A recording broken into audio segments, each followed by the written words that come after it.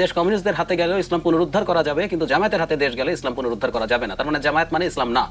যে যারা চুরি করবে তাদের হাত কাটা হবে, সেই চুরি যদি রাসূলের নিজের মেয়ে ফাতেমাও যদি করে তার ক্ষেত্রেও কিন্তু জাহিদুর রহমান যে প্রশ্নটি রেখে বিরতিতে গিয়েছিলাম, বিদ্যমান আইন বাতিল করে যদি শরিয়া আইন কায়েম করা হয় তাহলে রাষ্ট্রের কি কি ক্ষেত্রে কোন কোন পরিবর্তনগুলো আসবে? মানে আবারও বলছি যে এটা কোন ইসলাম, আমি এই জায়গায় শেষ করছিলাম। জামায়াতের ইসলামকে উনি ইসলামকে যেভাবে বোঝেন, ইসলামী আন্দোলন সেটা মনে করেন না। ইসলামী আন্দোলনের নায়েবে আমিরের বক্তব্য আছে দেশ কমিউনিস্টদের হাতে গেলেও ইসলাম পুনরুদ্ধার করা যাবে, কিন্তু জামায়াতের হাতে দেশ গেলে ইসলাম পুনরুদ্ধার করা যাবে না। তার মানে জামায়াত মানে ইসলাম না। আমি জাস্ট কোট করছি, এগুলো আমার বক্তব্য না।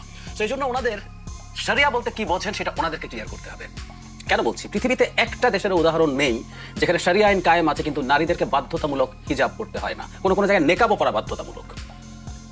সফটওয়্যার যদি বলে ইরানে হিজাব পড়তে হবে প্রত্যেককে, ইটস এ মাস্ট। এমনকি বাইরের কোনো সাংবাদিক যদি ইরানে কোনো নেতার মানে ইন্টারভিউ নিতে হয় তাকে, সে তিনি ভিন্ন ধর্মের হলেও তাকে হিজাব করে যেতে হয়। আফগানিস্তানে যখন রয়েছে একই রকম ব্যবস্থা। সেই জন্য উনি যেমন বললেন লাগবে না, এটা ওনাদের দলের জায়গা থেকে ক্লিয়ারলি বলতে হবে। এগুলো খুব জরুরি।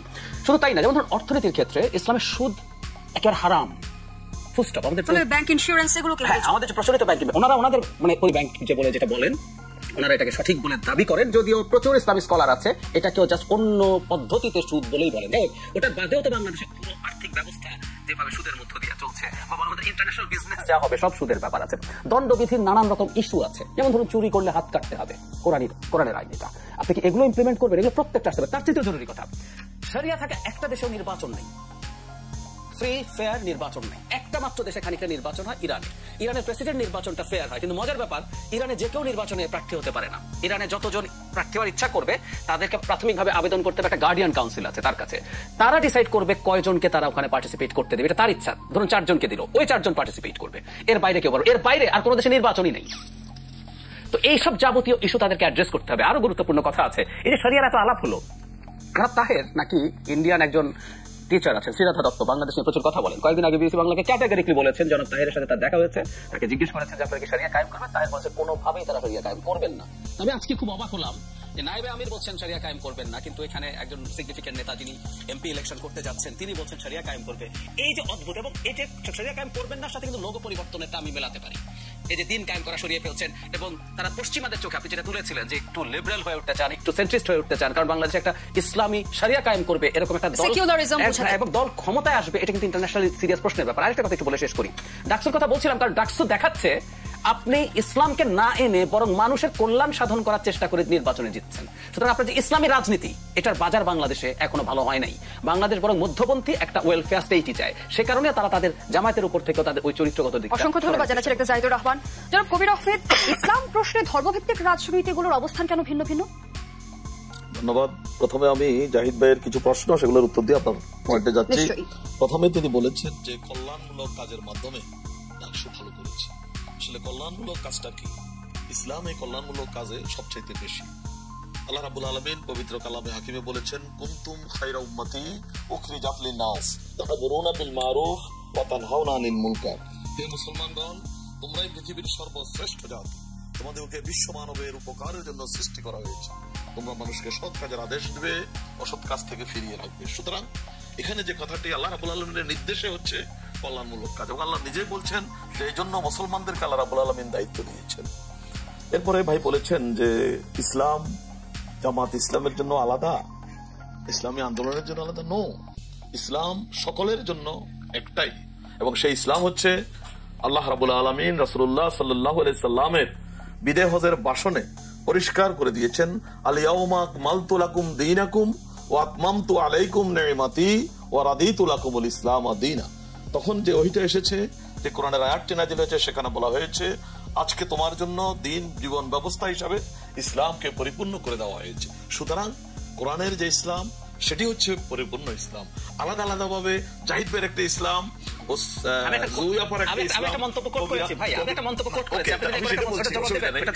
জাহিদ ভাইয়ের একটা ইসলাম, জুয়াফার একটা ইসলাম, কবির আহমদের একটা ইসলাম, এরকম কোন ইসলাম নেই। ইসলাম এক, আল্লাহ এক, ইসলাম এক, আল্লাহ এক। সেই প্রশ্ন হচ্ছে, আমি পরিষ্কার করে বলে দিলাম যে ইসলামের ব্যাপারে আল্লাহর ব্যাখ্যা হচ্ছে ওই যে বিদায় হজের ভাষণের পূর্বে যে আয়াতটি নাজিল হয়েছিল, আল-ইয়াউমা আকমালতু লাকুম দীনাকুম ওয়া আতমামতু আলাইকুম নি'মাতি ওয়া রাদিতু লাকুমুল ইসলাম দীন। আজকে তোমাদের জীবন ব্যবস্থা হিসেবে ইসলামকে পরিপূর্ণ করে দেওয়া হয়েছে। আল্লাহ নির্দেশ। কিন্তু আপনি কিছুক্ষণ আগে বলছিলেন যে ক্ষমতায় গেলে অবশ্যই আপনারা শরিয়া আইন কায়েম করবেন, কিন্তু আপনাদের নায়েবে আমির বলছেন যে কোনভাবেই শরিয়া আইন কায়েম করা হবে না। আমি প্রশ্নটি শরিয়া আইন কায়েম হবে, জামাতের নায়েবে আমির আবার বলছেন হবে না। বিষয়টা আপনার কাছে থেকে ধন্যবাদ। আমি আর একটা প্রশ্নের উত্তর দিয়েই আপনার ওই পয়েন্টে যাচ্ছি। জাহিদ ভাই বলেছিলেন যে টাকনুর উপরে প্যান্ট। আমরা সাধারণত চেষ্টা করি, ইসলামের বিধান হচ্ছে পুরুষ টাকনুর উপরে কাপড় পরবে, টাকনুর নিচে কাপড় পরাটাকে পুরুষের জন্য নিষিদ্ধ ঘোষণা করা হয়েছে ইসলামে। সেই হিসাবে আমরা চেষ্টা করি প্যান্ট পরি, পায়জামা পরি, যা পরি টাকনুর উপরে পরার জন্য। যেটা পোশাকের বিষয়টা বললেন, আমি একটু যুক্ত করি কবির আহমেদ। আমরা যারা গণমাধ্যমে কাজ করছি, ধরুন আমরা যারা টিভি মিডিয়ায় কাজ করছি, যে আমি আপনার সামনে বসে অনুষ্ঠান উপস্থাপনা করছি, আমাদের যে পোশাক কিংবা আমাদের যে নিউজ প্রেজেন্টার আছে, প্রোগ্রাম প্রেজেন্টার আছে, তাদের জন্য আসলে আপনারা কি পরিবর্তন আনবেন বা তাদের নিয়ে আপনাদের ভাবনাটা কি? আপনার সাথে তো আমি এখন বসা আছি, আমি তো উঠে চলে যাই নাই। এবং তখন যদি আমরা কোনো কিছু দিই, যেমন ধরেন আমি একটি কলেজ পরিচালনা করি, সেখানে যারা লেডি টিচার তাদেরকে আমরা একটা অ্যাপ্রনের ব্যবস্থা করেছি। বোরকাটা বাধ্য নয়, অ্যাপ্রনটা আমার। অ্যাপ্রনটা কি বাধ্য? হ্যাঁ, অ্যাপ্রনটা কি বাধ্য? না, অ্যাপ্রনটা আমরা এভাবে করি যে আপনি যখন টিচিং দিচ্ছেন, বোর্ডে লিখছেন, দুটছেন, কলেজের ক্লাসের এই থেকে এইদিকে যাচ্ছেন, সেখানে ইন্টারমিডিয়েট ছেলেরা আছে, আমরা অ্যাপ্রন পরা, আমরা এটা আমাদের প্রতিষ্ঠানের ড্রেস করে নিয়েছি। যেমন ছেলেদের, ছাত্রদের, ছাত্রীদের যেভাবে ড্রেস আছে, শিক্ষকদের অ্যাপ্রনটা এটা ড্রেস, পুরুষ এবং মহিলা উভয়ের জন্য অ্যাপ্রনের সিস্টেম। তাহলে আপনারা ক্ষমতায় গেলে আমাদের জন্য কি নির্দেশনা? আপনাদের জন্য তখন আমরা চিন্তা করব, ক্ষমতা আমরা যেয়ে নিই, ক্ষমতায় যেয়ে নিই এমন কিছু করব না যেটি আপনাদের জন্য কষ্টের হয়ে যাবে, যে আপনার নাক মুখ সব বন্ধ করে দেবো, নিঃশ্বাস নিতে যাতে করে আমার সহযোগিতা লাগে, এরকম কোনো ড্রেস হবে না। ড্রেস যেটা হবে স্বাচ্ছন্দ্যে এবং মানে এটি পরিষ্কার কবির আহমেদ নির্ধারণ আপনারাই করবেন। আমরা নির্ধারণ করব বলতে শরীয়তের দৃষ্টিভঙ্গি থেকে যেটি নির্ধারিত থাকবে, এই দেশের মুফতি আছে, বড় আলেম আছে, কোরআন আছে। শরীয়ত যদি আপনাদের নারী সদস্যরা, কিছুদিন আগে আমি আপনাদের নারী সদস্যদেরকে সামনে আসতে দেখলাম, ব্রিটিশ হাই কমিশনারের সাথে, হ্যাঁ ব্রিটিশ হাই কমিশনারের সাথে আপনাদের নারী সদস্যরা দেখা করেছেন। তারা হিজাব শুধু না, তারা নেকাবও করে গেছে। তারা দুজন ডাক্তারই। আচ্ছা, তারা নেকাব করে গেছে, নেকাব করে গেছে। এখন নেকাব পরাই যদি আপনাদের কাছে শরিয়ত হয়, এটাও আপনারা ইম্পোজ করছেন না? আমাদের কাছে নয়। দেখেন নেকাব যেটি আমাদের নেত্রীরা পড়েছেন, সেখানে যে অ্যাম্বাসেডরের সাথে যে প্রোগ্রাম হয়েছে, ওটা নেকাবের বিষয়টা ব্যক্তিগত ব্যাপার। কিন্তু যেটি আবরণ, বোরকা অথবা একটা চাদর ঢাকা, সেটা কোরআনের ভিতরে। আমার যে মূল প্রশ্নটা ছিল, আমার হাতে সময় খুব একটু নেই। আমাদের আবার কেউ নেকাব পরে, কেউ হয়তো নাও করতে পারে। আর ছাত্রী সংস্থা, যেটা আপনি বলেছেন যে ঢাকা বিশ্ববিদ্যালয়ে ছাত্রী সংস্থার দুজন মেয়ে কিন্তু নেকাব সহ ছিল, কিন্তু আরেকটা মেয়ে আমাদের সেখানে প্রার্থী হয়েছে। আমাদের এখানে প্রার্থী হওয়ার কারণে তাকে আমরা বোরকা এবং নেকাবটা বাধ্য করে দিই। কিন্তু আমার যে মূল প্রশ্ন, যে জামায়াতের নায়েবে আমির বলছে যে শরিয়া কায়েম হবে না, আপনি বলছেন হবে। আমি বিষয়টা বুঝতে চাই। জাহিদ ভাই এখন বললেন, আমি এটা শুনি নাই, জানি না। আমি নায়েবে আমির উনি যদি শুনে বলে থাকেন, আমরা আমাদের শরিয়া আইন হচ্ছে, যেমন ধরো বলা হয়েছে, যেখানে আপনারা বলেছেন যে শরিয়া আইন হলে চোরের হাত কাটা যাবে। হ্যাঁ, রাসূলুল্লাহ সাল্লাল্লাহু আলাইহি সাল্লাম যে ইসলামী রাষ্ট্র ব্যবস্থা প্রতিষ্ঠা করেছিলেন মদিনাতে, সেখানে তিনি ঘোষণা দিয়েছেন যে যারা চুরি করবে তাদের হাত কাটা হবে। সেই চুরি যদি রাসূলের নিজের মেয়ে ফাতেমাও যদি করে, তার ক্ষেত্রেও কিন্তু আমি আপনার বক্তব্য যতটুকু বুঝতে পেরেছি, যে জামায়াত ইসলামী রাষ্ট্র ক্ষমতায় গেলে শরিয়া আইন কায়েম হবে, চোরের হাত কাটার প্রয়োজন হবে না। কারণ আমি বলেছি যে মানুষের মৌলিক 5টি অধিকার ইসলামী রাষ্ট্রের পক্ষ থেকে বহন করা হবে। মানুষ যেহেতু খেতে পারবে, কাজ পাবে, চুরি করার সময় পাবে কোথাও। সুতরাং যে জামাত ইসলামী ক্ষমতায় গেলে সকালের থেকে শুরু করে সারাদিন লোকেরা চুরি করবে, আর সন্ধ্যার পরে সারা রাত খালি হাত কাটতে থাকবে, বিষয়টা কিন্তু এরকম। আমরা এমন ভাবে তৈরি করবো লোকদেরকে, তারা কাজ করবে, রুজি করবে, খাবে, স্বচ্ছন্দে চলবে, মানবিক জীবন যাপন করবে। হাত কাটার কিভাবে তৈরি করবেন সেই প্রক্রিয়াটা আমি জানবো, যদি আমার কাছে সময় থাকে। একটা জাহিদুর রহমান, এই পর্যায়ে আপনার কাছে আসতে চাই। যেমনটি আসলে আমরা কিছুক্ষণ আগে দেখছিলাম যে বাংলাদেশ জামায়াত ইসলামী ক্ষমতায় গেলে যদি ভারত দেশে ঢুকে পড়ে, তাহলে 1971 সালের যে মিথ্যা বদনাম আছে সেটি চলে যাবে এবং প্রকৃত স্বাধীনতার যোদ্ধা হিসেবে নিজেদের প্রমাণের সুযোগ মিলবে, এমন মন্তব্য করেছেন দলটির নায়েবে আমির ডাক্তার আব্দুল্লাহ মাহমুদ তাহের।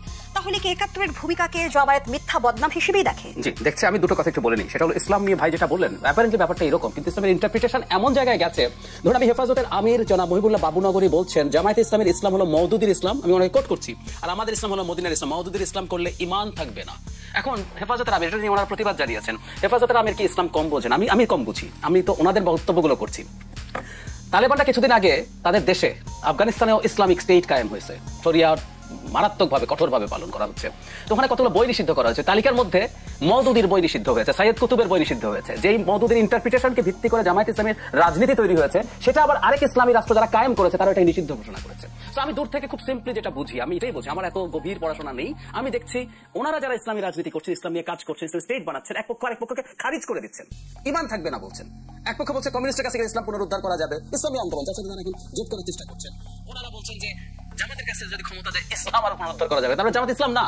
তো এইরকম জায়গা আছে। আমি এই কারণেই বলছি ওনারা ইসলাম বলতে যেটা বোঝেন এগুলো প্রত্যেকটা খুঁটিনাটি মানুষের সামনে আনতে হবে। আমার এই কারণে আমার কথাটা বলা। কল্যাণমূলক কাজের কথা বলছি, ইয়াস ইসলামে অবশ্যই কল্যাণমূলক কাজের কথা আছে, কিন্তু আমি যে কথাটা বলছি কল্যাণমূলক কাজ জেনারেল কতগুলো আছে। এই বিএনপি আওয়ামী লীগ তাদের যদি ম্যানিফেস্টো আপনি দেখেন তারা করে কি না করে এটা ডিফারেন্ট আলোচনা, কিন্তু কল্যাণমূলক কাজের কথা শুনি। আমি যে কথাটা বলছি ইসলামকে তারা কিভাবে রাখবেন, ইসলামের কোন কোন জিনিসগুলো কিভাবে আনবেন, এই যে এখন ভাই কিছু কথা বললেন উনি সর্বোচ্চ পর্যায়ে নন, এই আলাপগুলো আসতে হবে, ওই রূপরেখাটা দিতে হবে। কারণ জনগণকে আপনি ইসলাম জামায়াতে ইসলামের কথা বলবেন, ক্ষমতায় গেলে কি কি হবে না হবে এটা যদি নির্বাচনের আগে না জানান এটা দ্বিচারিতা, এটা সঠিক না।